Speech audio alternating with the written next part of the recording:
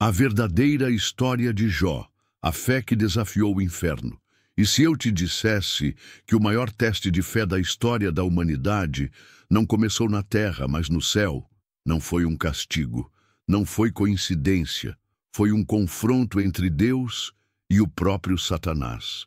No centro de tudo, um homem justo, um pai de família, um servo fiel chamado Jó. Ele não sabia, mas o inferno inteiro estava apostando que ele cairia. E quando perdeu tudo, até a saúde, até os filhos, ele fez algo que o mundo jamais entendeu. Ele adorou a Deus. Se essa história já te impactou, deixa o like e se inscreve para não perder o resto. Antes que o sofrimento começasse, antes que o nome de Jó fosse sinônimo de paciência, antes que a tragédia tomasse conta da sua casa, algo aconteceu longe da vista humana. Não foi no deserto de Uz, não foi no campo, nem nos céus visíveis. A história de Jó começa em um lugar invisível, inacessível aos olhos humanos, no trono do próprio Deus. Ali, em um momento solene, o céu silenciou. As Escrituras dizem que os filhos de Deus, anjos, seres celestiais, vieram se apresentar diante do Senhor, e entre eles estava também Satanás. Sim, o acusador. Ele não foi convidado, ele apareceu. Porque Satanás não precisa permissão para observar a terra. Ele anda por ela, rodeando, procurando quem possa acusar, destruir, humilhar. Ele não está interessado na verdade, mas em encontrar falhas. E se não encontrar, ele insinua. Então, Deus, o Todo-Poderoso, fala. E o que ele diz não é uma repreensão, nem uma ordem. É uma pergunta que ressoa como trovão em meio ao silêncio eterno. De onde vens? Satanás responde casualmente, de rodear a terra e passear por ela. Mas Deus sabia o que ele estava fazendo. E então, o inesperado acontece. Deus aponta para um homem da terra. Alguém que, comparado aos anjos, parecia pequeno, frágil, insignificante, mas não era. Deus olha para Satanás e diz: observaste o meu servo Jó? Porque ninguém há na terra semelhante a ele, homem íntegro, reto, temente a Deus e que se desvia do mal. Pausa. Você percebe o que acabou de acontecer? O próprio Deus se orgulha de um ser humano. Ele aponta para a terra e diz: veja esse homem, veja a fé dele, veja a integridade dele. Mas Satanás, venenoso, responde com uma acusação carregada de desprezo. Claro que ele é fiel, ele tem tudo, família, riqueza, saúde. Você colocou um muro de proteção ao redor dele. Toca no que ele tem e verás. Ele te amaldiçoará na tua face. Essa não é uma simples provocação. É um desafio direto ao caráter de Jó e ao plano de Deus. Satanás está dizendo com todas as palavras: os seres humanos só te amam por interesse. Ninguém te ama de verdade. Quando a dor vier, eles vão te abandonar. E então Deus permite, não porque Jó era fraco, mas porque Deus sabia que a fé dele era verdadeira. Jó não foi entregue ao sofrimento por castigo, mas por confiança. Deus sabia o que Jó carregava por dentro, algo que nem ele mesmo sabia. Uma fé inabalável. Uma adoração que não dependia de bênçãos, uma devoção que resistiria ao inferno inteiro. Mas Jó não fazia ideia disso. Enquanto o céu travava um debate eterno sobre sua fidelidade, Jó apenas vivia, trabalhava, orava, acordava todos os dias e oferecia sacrifícios por seus filhos, dizendo: talvez eles tenham pecado em seus corações. Ele não sabia que seria o centro do maior drama espiritual já registrado. Ele não sabia que, em breve, perderia tudo. Ele não sabia que seria lembrado por gerações como símbolo de fé. Ele só vivia como um homem reto diante de Deus. E quando a primeira tragédia bateu à porta, Jó ainda pensava que era só mais um dia difícil. Mas não era. Era o começo da batalha que mudaria o curso da fé na história humana. Era o momento em que o céu silenciou e a terra gritou. O que faz um homem se tornar digno de ser mencionado no céu? Em meio a uma geração corrompida, numa terra distante chamada Uz, havia um homem que vivia diferente de todos. Seu nome era Jó. Ele não era rei, não era profeta, não fundou uma nação, mas carregava algo que poucos têm, uma integridade que tocava o céu. A Bíblia diz que ele era íntegro, reto, temente a Deus e que se desviava do mal. Essas palavras não são simples elogios. Elas são a descrição de um caráter raro, de um coração que amava a Deus mais do que a si mesmo. Jó não era perfeito, mas era verdadeiro. Ele cuidava de sua casa com temor, de seus filhos com zelo, de seus negócios com honestidade. Era um homem extremamente rico, talvez o mais rico de sua época. Possuía milhares de ovelhas, camelos, bois e jumentas. Tinha servos, terras e influência. Mas o que realmente o tornava grande não era o que ele possuía, e sim como ele se comportava apesar do que possuía. Jó era grato, vigilante, humilde. Ele não deixava sua riqueza cegar sua alma. Pelo contrário, quanto mais ele prosperava, mais ele se voltava para Deus. E é por isso que ele chamou a atenção do Criador. Enquanto o mundo se perdia em arrogância, idolatria e injustiça, Jó oferecia sacrifícios pelos pecados que seus filhos poderiam ter cometido em silêncio.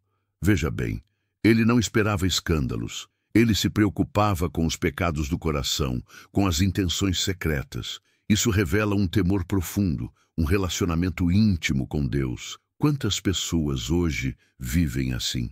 Quantos, mesmo em silêncio, mantêm sua vida em santidade por amor ao Senhor? Jó fazia isso, mesmo sem ter uma Bíblia, sem pastor, sem templo, sem teologia. Ele vivia por fé, e essa fé era real. É por isso que a história dele começa diferente. Deus não o escolhe para ser provado porque queria puni-lo, nem porque havia pecado escondido, como muitos pensam. Deus escolhe Jó porque sabia que a sua fé era digna de ser mostrada. Enquanto Satanás procurava motivos para acusar, Deus apontava para Jó como um troféu de fé. Jó era literalmente a evidência viva de que é possível servir a Deus sem interesse, sem barganha, sem segundas intenções. E isso enfureceu o inferno, porque a existência de alguém como Jó destrói toda a narrativa de Satanás. Jó era a prova viva de que o ser humano podia ser fiel, mesmo em meio à abundância, mesmo sem entender tudo, mesmo diante da dúvida. E foi justamente por essa integridade que ele se tornou alvo de uma guerra espiritual invisível. Mas Jó não sabia de nada disso. Ele apenas acordava todos os dias, como sempre fez, com o coração aberto, com o altar preparado, com o espírito vigilante. E mal sabia ele que estava prestes a ser testado como nenhum outro homem foi. Na sua inocência, ele orava por proteção. Na sua sabedoria, ele fugia do mal. Na sua fé, ele agradava a Deus. E isso foi suficiente para o céu chamá-lo pelo nome. Jó acordou como em qualquer outro dia. Talvez tenha agradecido pelo ar, pela paz em sua casa, pelos filhos saudáveis, pelos campos prósperos. Talvez tenha ido até o altar, oferecido um sacrifício silencioso, como sempre fazia. Nenhum trovão no céu, nenhum presságio, nenhuma voz. Tudo parecia normal. Mas enquanto Jó vivia seu dia com tranquilidade, o mundo espiritual já havia decidido o contrário. Satanás havia recebido permissão. E naquele exato dia, uma tempestade invisível começou a se formar. Não no céu, mas na vida de um homem justo. A sequência dos eventos que veio a seguir não parece humana. É quase irreal.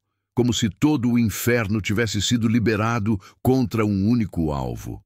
A primeira ferida, os bois e jumentos. Um mensageiro chega, ofegante, com a roupa suja e os olhos arregalados. Os sabeus atacaram, eles mataram teus servos e levaram teus bois e jumentos. Eu fui o único que escapou para te contar. Antes mesmo que Jó pudesse responder, outro servo entra correndo. A segunda tragédia, fogo do céu. Fogo caiu do céu, Queimou tuas ovelhas e teus servos, morreram todos. O coração de Jó aperta. O chão parece ceder, mas não há tempo para reagir. Um terceiro homem aparece à porta, quase tropeçando nas palavras. A terceira onda, os camelos. Os caldeus atacaram em 3 bandos. Levaram teus camelos, mataram os guardas. Só eu sobrevivi para contar. Riquezas, servos, segurança, tudo sendo arrancado diante dos seus olhos. Mas não terminou. O quarto mensageiro chega, a notícia que nenhum pai suportaria ouvir, a dor mais profunda, os filhos. Teus filhos e tuas filhas estavam juntos, celebrando, quando um vento forte veio do deserto. A casa caiu sobre eles, todos morreram. Silêncio. Um tipo de silêncio que paralisa o tempo. Jó não grita, não amaldiçoa, não culpa ninguém. Ele rasga suas vestes, raspa a cabeça, se ajoelha no chão. Não porque perdeu bens, mas porque o que lhe era mais precioso foi tirado de uma só vez. Seus filhos. 7 filhos, 3 filhas, toda a sua descendência, varrida em um único golpe. Mas então, Jó faz algo que desafia toda a lógica. Algo que o céu observa em reverência e o inferno em fúria. Jó adora. Com lágrimas nos olhos e o coração estilhaçado, ele diz: Nu saí do ventre da minha mãe e nu voltarei. O Senhor deu, o Senhor tomou. Bendito seja o nome do Senhor. Ele não entende. Ele não viu a conversa entre Deus e Satanás. Ele não conhece o motivo. Mas ele escolhe adorar em meio à dor. Essa é a verdadeira fé. Não a fé que só canta quando tudo vai bem, mas a que consegue se ajoelhar quando tudo desmorona. Jó não faz teatrinho. Ele não finge que está tudo bem. Ele rasga as vestes, um símbolo de luto e angústia. Ele reconhece sua dor, mas não permite que essa dor se transforme em revolta contra Deus. Naquele dia, Jó perdeu tudo, menos a fé, e isso foi suficiente para fazer o céu se levantar em silêncio. O dia que mudou tudo não foi apenas o dia do sofrimento. Foi o dia da revelação. Foi o dia em que o mundo espiritual inteiro viu o poder de uma alma fiel. Foi o dia em que um homem, sozinho na terra, provou que Deus não precisa de barganhas para ser amado. Foi o dia em que a adoração venceu a dor. Jó perdeu tudo: seus bens, seus servos, seus animais, seus filhos, e ainda assim permaneceu firme. Mas Satanás não estava satisfeito. Na corte celestial, mais uma vez ele se apresenta diante de Deus. E mais uma vez, Deus exalta o nome de Jó. Viste o meu servo Jó, homem íntegro e reto, que me teme e se desvia do mal, e mesmo depois de tudo, ainda conserva sua integridade. Satanás, venenoso como sempre, responde: pele por pele, tudo que o homem tem dará pela sua vida. Mas toca nos ossos dele, na carne, e verás, ele vai te amaldiçoar na tua face. E Deus permite, com uma condição: poupai-lhe a vida. Então Satanás desce mais uma vez. Mas agora, o ataque é pessoal, direto, cruel. A dor na carne Jó, o homem justo, íntegro e adorador, é atingido no corpo, sem aviso, sem explicação. Chagas surgem em sua pele, bolhas dolorosas, feridas abertas, purulentas, que cobrem da sola dos pés ao alto da cabeça. A coceira é insuportável, a dor é constante, o odor, insuportável até para quem chega perto. Ele sai da cidade, senta-se em cinzas, o símbolo máximo de humilhação e luto, e pega um caco de cerâmica para se coçar. Aquele que era respeitado por todos, agora é visto como amaldiçoado.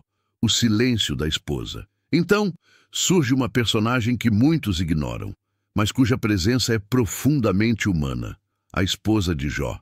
Ela também perdeu os filhos, também viu sua casa ruir, também assistiu à queda de toda a riqueza e status, e agora vê o marido, o pilar de tudo, se desfazendo diante dela como um moribundo. Ela não aguenta mais. Em um momento de desespero, revolta e dor acumulada, ela explode. Ainda conservas tua integridade, amaldiçoa a Deus e morre. Não era apenas uma frase de desrespeito, era o grito de alguém quebrada por dentro, era o clamor de uma mulher que já não via saída, era a dor da impotência, da raiva de Deus, da injustiça da vida. Ela não era má, ela estava despedaçada.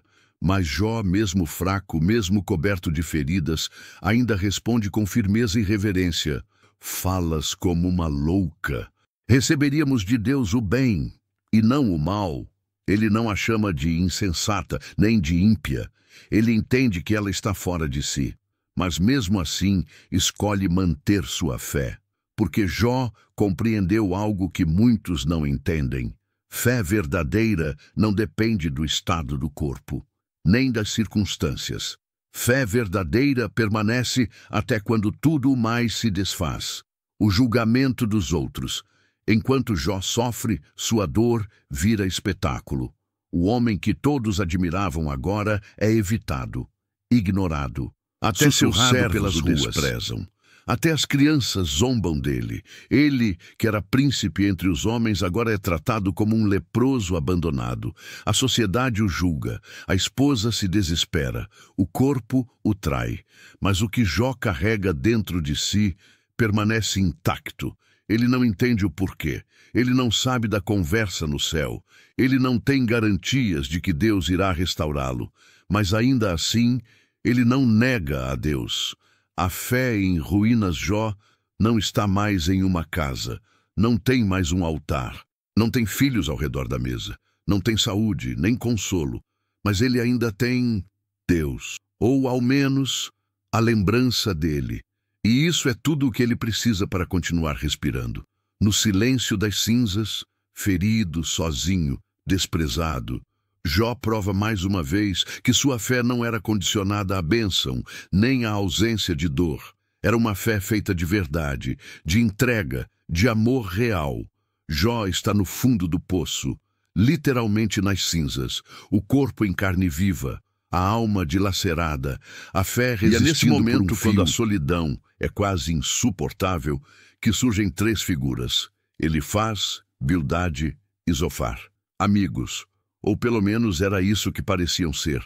Eles vêm de longe, ouviram sobre o desastre, sobre a perda, sobre a doença, e decidem visitar Jó. Quando o veem de longe, quase não o reconhecem. Ele não parece mais o homem que era, não parece mais homem algum. Rasgam as vestes, choram alto, lançam pó sobre a cabeça e se assentam ao lado dele. 7 dias e 7 noites, sem dizer uma palavra, porque viram que sua dor era grande demais. Parecia um gesto nobre, mas o silêncio não dura. Palavras que ferem. Quando finalmente falam, os três não vêm com consolo, nem com empatia, nem com compaixão. Vêm com teologia envenenada, com palavras polidas, mas afiadas como lâminas. Eles não conseguem entender como alguém tão justo poderia sofrer tanto. Então, fazem o que muitos ainda fazem hoje. Culpam a vítima. Você deve ter feito algo errado, Jó. Deus é justo, e se você está sofrendo assim, é porque merece. Elifaz insinua que Jó está colhendo o que plantou. Bildade afirma que os filhos de Jó morreram porque pecaram. Zofar o acusa de ser ainda pior do que parece. São palavras que pretendem defender Deus, mas atacam o inocente. São doutrinas da culpa, do mérito, da punição imediata. São os discursos que transformam a fé em tribunal e a dor em sentença. Quando a religião mata a empatia, esses três homens não representam o mal puro como Satanás. Eles representam algo mais sutil e muito mais comum, a arrogância disfarçada de sabedoria espiritual.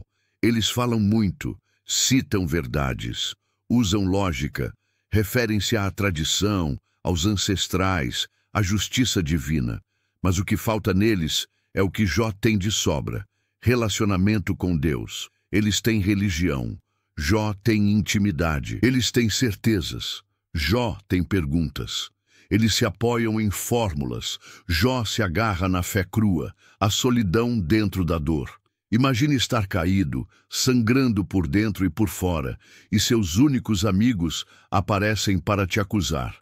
Imagine tentar explicar com lágrimas que você não entende porque tudo está acontecendo e ser chamado de arrogante, orgulhoso, hipócrita. Jó tenta argumentar, clama por justiça, grita pela verdade. Ele só queria ser ouvido, só queria ser compreendido. Mas quanto mais fala, mais é atacado. Não era apenas o corpo que doía, agora era a alma. A fé sob julgamento. Os 3 conselheiros não conseguem destruir a fé de Jó, mas conseguem algo ainda pior. Fazem ele duvidar de si mesmo. Jó começa a se perguntar se Deus o abandonou, se ainda existe justiça no céu, se a vida tem algum sentido. Ele amaldiçoa o dia em que nasceu, clama pela morte, pede explicações ao céu, mas mesmo em sua dor, mesmo em seu desespero, Jó não amaldiçoa Deus. Ele está confuso, sim, ferido, sim, desorientado, mas sua integridade permanece. Porque Jó não está defendendo apenas sua inocência, está lutando por sua própria fé. O grito de todos os injustiçados. As palavras de Jó não são só dele, são o eco de todos que já sofreram injustamente, de todos que foram julgados enquanto sangravam, de todos que clamaram ao céu e não ouviram resposta. Jó é o símbolo do homem justo, perdido no meio do caos. Mas mesmo assim, ele não larga Deus. Mesmo quando Deus parece distante, mesmo quando os amigos se tornam juízes, mesmo quando a lógica se desfaz e a dor não faz sentido, ele continua buscando, e essa busca é o que mantém sua alma viva. Já imaginou gritar com toda a força da alma e não ouvir absolutamente nada? Jó sentia isso todos os dias. Depois de perder tudo, depois de ser ferido fisicamente, depois de ser acusado pelos próprios amigos, ele agora enfrenta uma dor ainda mais profunda, a ausência de resposta divina. Deus, que sempre foi sua rocha, sua esperança, seu consolo, agora está em silêncio. Um grito que ecoa no vazio. Jó não fica calado. Ele clama, questiona, suplica. Por que o Senhor me criou? Por que me sustenta apenas para me ver sofrer? Ele deseja morrer, não porque odeia a vida, mas porque não vê mais sentido nela. Ele examina o passado, revira o coração, procura pecado oculto, erro, qualquer motivo, mas não encontra. E o céu permanece mudo. Nada, nenhuma visão, nenhuma palavra, nenhum sinal. A única resposta que ele encontra é o eco do próprio desespero, a fé no escuro. Esse é o ponto mais difícil da jornada, porque quando há sofrimento, mas também há consolo divino, a dor é mais suportável. Mas quando há silêncio, quando Deus parece ausente, quando a oração parece bater no teto e voltar vazia, a alma se desfaz. Jó está em um deserto espiritual, um vazio. Ele acredita que Deus é justo, mas não consegue entender o que está acontecendo. Ele crê na soberania divina, mas está cansado de esperar. Ele sabe que não está sendo punido, mas sente que está sendo esmagado. Deus está contra mim? Em um dos trechos mais angustiantes do livro, Jó começa a pensar que Deus o está perseguindo. Por que me trataste como inimigo, Senhor? Esse não é o discurso de um rebelde, é o clamor de um filho ferido. Jó não está blasfemando, está confessando sua dor diante de Deus. E essa é uma das lições mais profundas do livro. Deus não se ofende com perguntas sinceras. Ele pode lidar com nossa dor, nossa raiva, nossa confusão. O que ele deseja é que continuemos buscando uma fé que não depende de bênçãos. Muita gente acredita em Deus, até que tudo dá errado. Mas Jó é diferente, mesmo sem entender, mesmo sem sentir, mesmo sem ouvir resposta. Ele continua acreditando. A fé de Jó não é uma fé condicionada às bênçãos. É uma fé crua, dolorida, resistente. Ele está dizendo com a alma em ruínas: mesmo que eu não entenda, ainda confio. Isso é fé real. Não a fé do templo cheio, da música alta, das promessas fáceis, mas a fé no escuro, a fé do vale, a fé da noite, o silêncio que constrói o que Jó não sabia. É que o silêncio de Deus não era desprezo, era preparação, O céu estava ouvindo. O trono não estava vazio. Deus não estava indiferente, mas ele estava esperando o momento certo para agir. O silêncio de Deus muitas vezes significa ausência. É nesse silêncio que ele está construindo algo dentro de nós. Enquanto Jó grita, Deus trabalha. Enquanto Jó sofre, Deus molda. Enquanto Jó clama, Deus prepara a resposta. Quando a resposta vier, ainda não é agora. O clímax ainda vai chegar. Mas Jó está mais perto do que nunca da virada. Ele não sabe, mas o céu está prestes a quebrar o silêncio. A história ainda não terminou. E assim como Jó, talvez você também esteja passando por um deserto. Talvez esteja orando e não ouvindo resposta. Talvez esteja esperando e nada mude. Mas escute, Deus ouve até o silêncio do seu coração. E Ele não se esqueceu de você. Depois de todo o sofrimento, depois da perda, da doença, da humilhação, do silêncio, Deus finalmente fala, mas não da forma que Jó esperava. Quando Deus quebra o silêncio, do meio de um redemoinho, Deus responde, mas ele não traz explicações detalhadas, não aponta pecados, não justifica o sofrimento. Em vez disso, faz perguntas. Onde você estava quando lancei os fundamentos da terra? Você consegue prender as constelações no céu? Consegue dar ordens ao mar? Deus não está humilhando Jó. Está recolocando as coisas no lugar. Está lembrando que há um universo inteiro que Jó não compreende. Está mostrando que há um plano muito maior do que os olhos humanos conseguem ver. O reconhecimento de Jó. Ao ouvir a voz de Deus, Jó não se revolta. Pelo contrário, ele se quebranta. Antes eu só te conhecia de ouvir falar, mas agora os meus olhos te veem. Ele não recebe explicações, mas recebe algo melhor, a presença de Deus. E isso basta. Ele percebe que Deus nunca o abandonou, que mesmo no silêncio, ele estava ali. Mesmo na dor, ele estava presente. Mesmo quando tudo parecia perdido, ele estava conduzindo. A justiça de Deus. E então vem o inesperado. Deus repreende os amigos de Jó. Diz que eles falaram mentiras em nome dele. Mas Jó, que sofreu calado, que se manteve fiel mesmo sem entender, é restaurado. Deus manda que os amigos levem ofertas e que Jó ore por eles. E Jó ora. Mesmo ferido, ele intercede. Mesmo injustiçado, ele perdoa. Esse é o verdadeiro caráter de um justo. A restauração, e então Deus o abençoa. Não apenas devolve o que ele perdeu, dá o dobro. Jó tinha 7.000 ovelhas, agora tem 14.000. Tinha 3 filhas, agora tem outras 3. E são descritas como as mais belas do país. Viveu mais 140 anos, viu filhos, netos, bisnetos. Mas o mais importante não foi o que ele recebeu de volta, foi o que ele se tornou. Jó não terminou como o mesmo homem do começo. Ele se tornou mais forte, mais profundo, mais íntimo de Deus. A dor não o destruiu, a dor o transformou. E o que essa história nos ensina? Nem sempre vamos entender o que estamos passando, nem sempre teremos respostas rápidas. Talvez o céu pareça em silêncio por um tempo. Mas isso não significa abandono. Significa que Deus está escrevendo algo maior. Jó não sofreu por ser culpado. Jó sofreu porque era forte o bastante para ser usado como exemplo. Sua dor virou testemunho, sua luta virou lição, e sua fé virou história. Se você está passando por uma tempestade, lembre-se de Jó. Ele não foi poupado da dor, mas foi sustentado por Deus. Ele não teve todas as respostas, mas teve a presença. Ele perdeu tudo, mas no fim ganhou algo que ninguém podia tirar, uma fé inabalável. Deus não o abandonou e também não vai abandonar você. O fim pode ser doloroso, mas com Deus sempre há um recomeço.